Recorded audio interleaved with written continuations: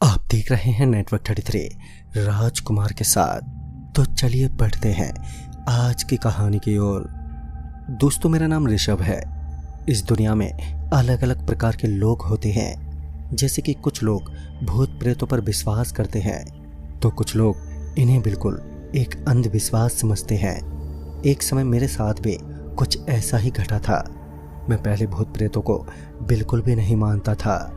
ऐसा नहीं था कि मैं भगवान को नहीं मानता था, पर मैं भगवान को मानता था मगर भूतों को बिल्कुल भी नहीं। इसी एक वजह ने मेरी लाइफ को पूरी तरीके से बदल कर रख दिया था, क्योंकि उस वक्त मैं भूत चुड़ैल इन सभी को केवल अंधविश्वास समझता था, और शायद यही मेरी जिंदगी की सबसे बड़ी नादानी थी। आज मैं इतनी बुरी तरीके से खौफ में हूँ कि आज मैं अंधेरे कमरे में भी अकेले नहीं रह पाता। उस समय मैं अपने ऑफिस के काम के सिलसिले में जैसलमेर आया हुआ था, और 2 ही दिन बाद मुझे पता चला कि 21 दिन का लॉकडाउन लगने वाला है। ये सुनते ही मुझे तो जोर का झटका लगा, क्योंकि मैं तो दिल्ली में अपने परिवार के साथ रहा करता था। फिर मैंने अगले ही दिन घर से निकलने के लिए टिकट बुक करवा ली। फिर मैंने अगले दिन ही टिकट निकलवा ली। फिर सुबह के 4 बजे मैं घर से निकला। स्टेशन पर पहुंचकर मैं ट्रेन का वेट करने लगा। ट्रेन आने में थोड़ा समय था, तो मैं वही बेंच पर आराम से बैठ गया और ट्रेन के आने का वेट करने लगा। लगभग 20 से 25 मिनट बाद ट्रेन वहां पर आ पहुंची, और फिर मैं ट्रेन में चढ़ा। मेरा सफ़र बहुत ही लंबा था, कम से कम 20 से 22 घंटे का। फिर सुबह से दोपहर हुई, और दोपहर से अब रात भी हो चुकी थी। मैं उस रात बड़े आराम से सो गया था। देर रात करीबन 1 बजे ट्रेन एक स्टेशन पर जाकर रुकी। ट्रेन उसी स्टेशन पर काफ़ी समय से रुकी थी। ट्रेन को वहाँ पर लगभग आधा घंटा बीत गया था। मुझे हल्की प्यास भी लग रही थी, और मैं थोड़ा बोर भी हो रहा था। तो मैं नीचे उतरा और ट्रेन से उतरकर दुकान ढूंढने लगा। तभी मुझे सामने एक दुकान दिखाई दी, जो जलपान यानी नाश्ते की दुकान थी। उस दुकान पर जाते वक्त मैंने ध्यान नहीं दिया कि आखिर रात के 2:30 बजे कौन सी दुकान खुली रहती है। मैंने इसे नज़रअंदाज करते हुए उस दुकान पर पहुंचा। जब मैं वहां पर पहुंचा तो मैंने देखा कि दुकान पर एक बूढ़ा आदमी था, जो कि समोसे और कचौरी बना रहा था। तभी मैं सोचने लगा कि आखिर ये इतनी रात को इस सुनसान और खंडर जैसे स्टेशन पर इतनी रात गए समोसे और कचौरी को बनाकर करेगा क्या, क्योंकि रात के 2 बजे आखिर कौन इनसे ये सब खरीदता। इसलिए मैं उनके पास गया, और मैं उस आदमी के दुकान की तरफ जा ही रहा था कि तभी ट्रेन में बैठे लोगों ने आवाज़ लगाई। वो आवाज़ बड़ी ही जोर की थी। तभी मैं उनके पास गया, और खिड़की के अंदर से झांकते हुए एक आदमी ने कहा, अरे भाई, ये क्या कर रहे हो? जल्दी ट्रेन में चढ़ो, ये बेवकूफ़ी तुम्हारी जान ले लेगी। जल्दी से बैठो ट्रेन में, नहीं तो मरोगे। ये स्टेशन भूतिया है, और वो रंग बदलने वाला प्रेत है। मैंने उससे कहा, अरे क्या अंकल, आप भी? मुझे बहुत प्यास लगी है। अब कचौरी और समोसे को देखकर भूख भी लग गई है। आप फिक्र मत करो, मैं नाश्ता करके लौट आऊँगा। मुझे खिड़की से उस अंकल की कहानी बड़ी अजीब लगी, क्योंकि मुझे इन सभी बातों में बिल्कुल भी विश्वास नहीं था। मुझे तो यह लग रहा था कि यह सब झूठे और अंधविश्वास की बातें हैं। इतना सोचते सोचते फिर मैं उस समोसे वाले के पास पहुंचा। तभी मुझे ऐसा लगा कि कोई उस दुकान के अंदर बैठा हुआ है, जो मुझे लगातार घूरे जा रहा है। मगर जब मैंने उस ओर देखा तो वहां पर मुझे कोई नहीं दिखा, सिर्फ वहां पर वही दुकानदार था।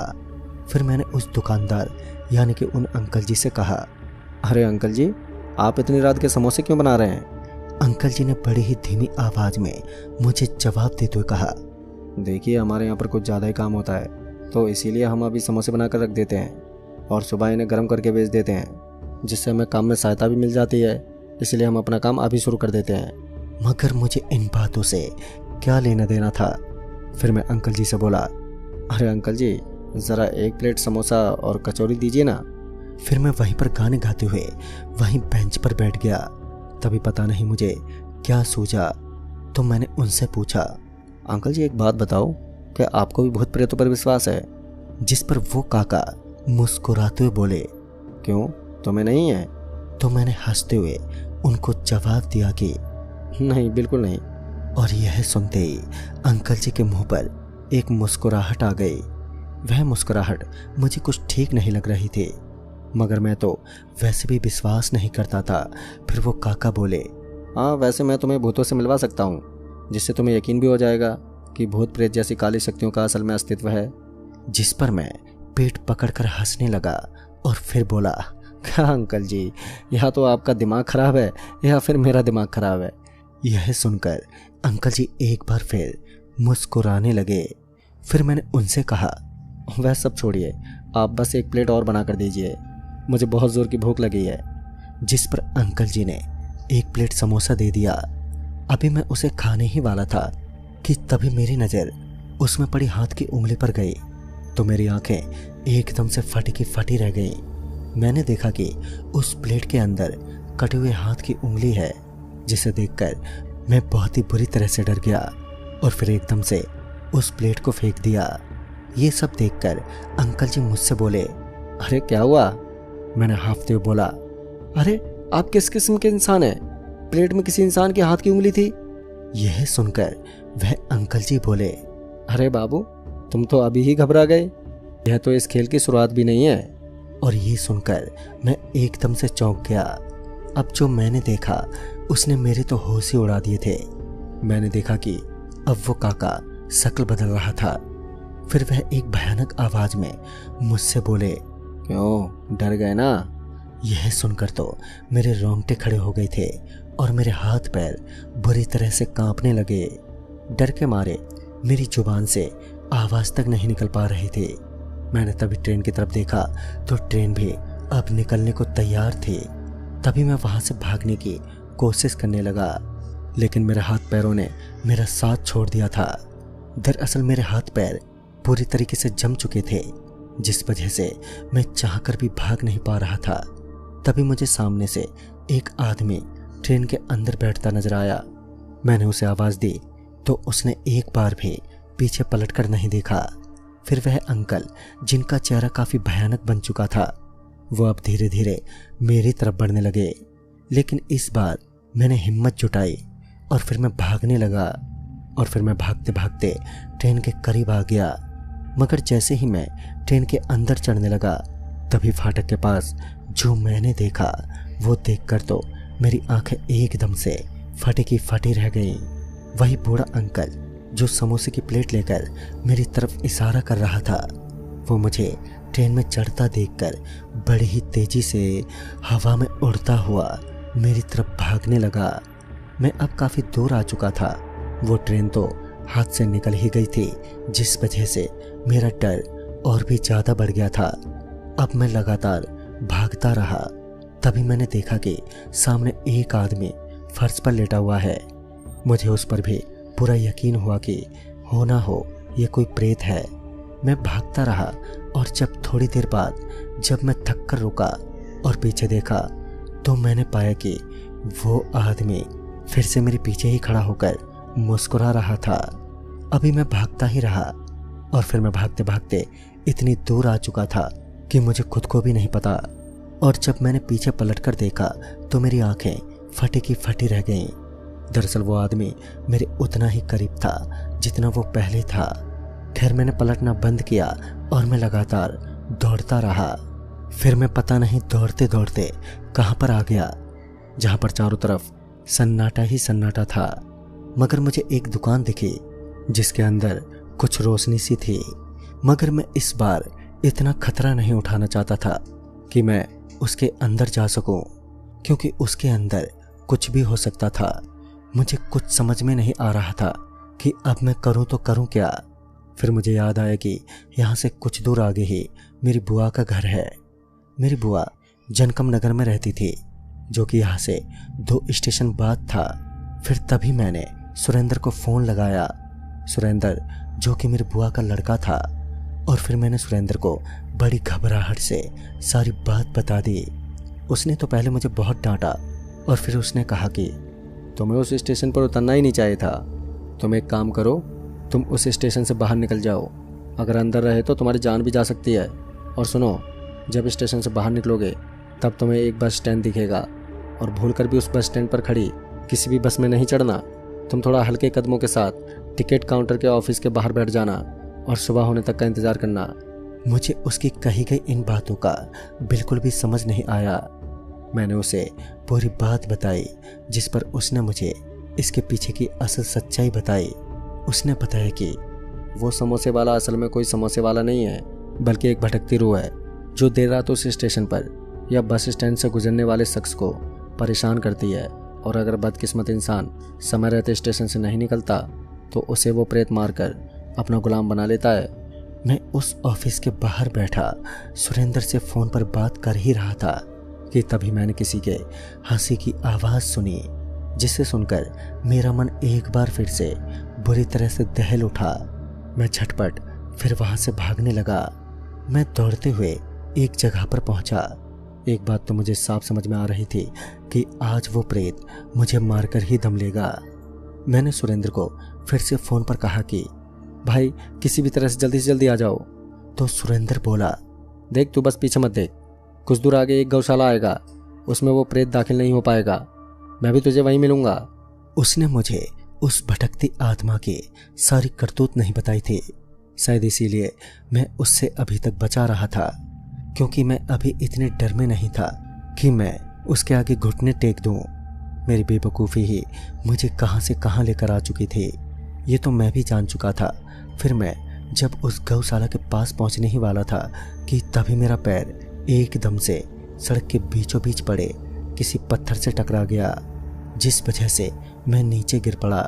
और नीचे गिरते ही वह आदमी अचानक से मेरे करीब आ गया। इतनी जल्दी वह मेरे करीब आ चुका था कि मुझे कुछ समझ में नहीं आया। उसकी आंखें लाल पीली होने लगी थी और उसके नाखून बड़े हो रहे थे। वो अब बहुत ही भयानक लग रहा था। उसके लंबे नाखून और मुंह से बाहर निकलते हुए दांतों को देखकर मैं बुरी तरीके से कांपने लगा था। मैं समझ चुका था कि अब तो मेरी मौत पक्की है। तभी मैंने देखा कि अब उस प्रेत का चेहरा बिल्कुल किसी शैतान के जैसा था और वो अपने पैने दांत लिए मेरी तरफ झुक रहा था। उस पूरे इलाके में मेरे सिवाय वहां पर कोई नहीं था। वो शैतान अब बस मुझे मुंह में टांगे वापस ले जाता कि उसी समय फरिश्ता बनकर सुरेंद्र वहां पर आ पहुंचा। उसके आने के बाद पता नहीं कैसे पर वो प्रेत एकदम से गायब हो गया। सुरेंद्र ने जब मेरी इतनी खौफनाक हालत देखी तो वो भी डर गया। उसने मुझे अपनी जीप में बिठाया और फिर हम लोग घर पर चले गए। मैंने उसका बहुत ही शुक्रिया किया, क्योंकि आज उसकी वजह से मैं बाल बाल बचा था। फिर सुरेंद्र ने कहा कि तुम्हें पता भी है उस दुकान वाले की क्या कहानी है और उसे क्यों भटकता हुआ देखा जाता है? तो इस पर मैंने नामे मुंडी हिलाई। उसने कहा कि वो समोसे वाला एक गरीब घर का था। उसके घर पर उसका बेटा बेटी और साथ ही उसकी पत्नी रहा करते थे, मगर वो उनका पालन पोषण ठीक से नहीं कर पा रहा था। इसलिए उसने उस सुनसान स्टेशन पर दुकान खोलने की सोची, क्योंकि वहाँ पर आसपास कोई दूसरी दुकान नहीं थी और इसी वजह से उसकी बिक्री बढ़ जाती। उसके समोसे बहुत ही ज़्यादा प्रसिद्ध हो चुके थे। वो समोसे इतने टेस्टी बना लेता कि लोग उसे बहुत ज़्यादा चाहने लगे थे।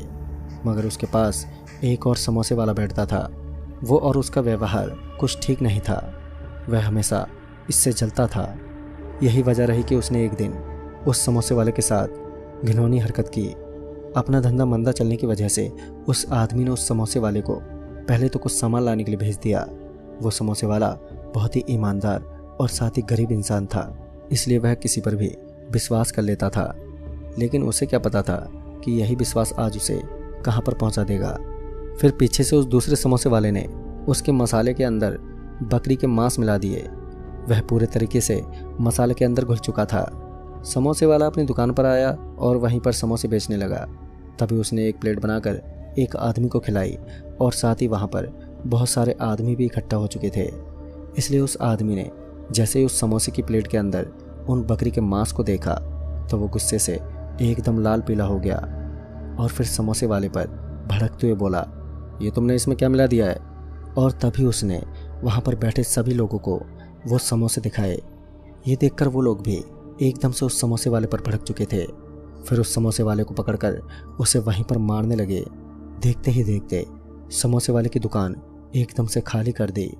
कुछ लोगों के मुताबिक उनमें धक्का मुक्की चल रही थी और धक्का मुक्की होते ही शायद किसी ने जोर से उसे धक्का दे दिया और वो समोसे वाला नीचे रेलवे ट्रैक पर गिर गया और पटरियों से टकराने की वजह से उसके सिर से बहुत खून बह रहा था। शाम का समय भी था। उनमें से भी किसी ने उसकी मदद नहीं की और सब वहाँ से निकल गए। उसके परिवार वालों को भी उसके बारे में पता नहीं चला।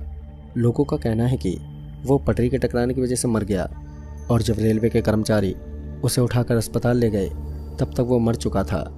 उसी के लगभग 15 से 20 दिन के बाद उसके साथ रहने वाले और समोसे वाले के साथ एक भयानक हादसा हुआ और दूसरे समोसे वाले की भी लाश उसी रेलवे ट्रैक पर गिरी मिली। उसके बाद उस स्टेशन पर देर रात ऐसे हादसे होना सामान्य हो गए थे। इसी वजह से कोई भी शख्स अकेला उस स्टेशन पर रुकना मंजूर नहीं करता। लोग कहते हैं कि उसी की आत्मा अभी भी उस स्टेशन पर दुकान खोले रहती है और जो उससे टकरा जाता है तो उसका बहुत बुरा हाल होता है। बाकी इस घटना ने मुझे अंदर तक हिलाकर रख दिया था। वो तो शायद मेरी खुशकिस्मती थी कि आज मैं इतने खौफ में ही सही पर कम से कम जिंदा तो हूँ। अगर उस रात सही समय पर सुरेंद्र नहीं पहुँचता तो पता नहीं मेरा क्या हाल होता। इसलिए अंधविश्वास पर विश्वास ना सही पर एकदम से अनदेखा भी नहीं करना चाहिए, वरना जो इसका अंजाम होगा वो बेहद दिल दहला देने वाला होगा। तो दोस्तों इस कहानी में बस इतना ही। तब तक के लिए बाय एंड टेक केयर।